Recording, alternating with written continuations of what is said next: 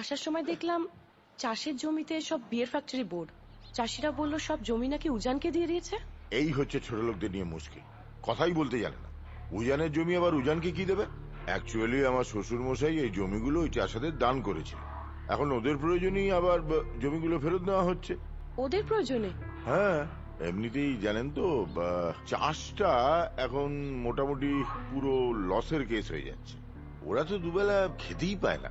এখন ফ্যাক্টরিতে জমিটা দিয়ে দিলে ওরা ফ্যাক্টরিতে চাকরি পাবে, অন্তত দুবেলা দুমুঠো খেতে তো পাবে।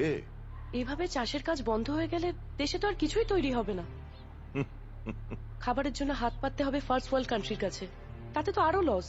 আমার তো মনে হয় চাষের কাজ বন্ধ না করে চাষিরা যাতে ফসলের দাম প্রপার পেয়ে যায় সেটাই দেখা উচিত।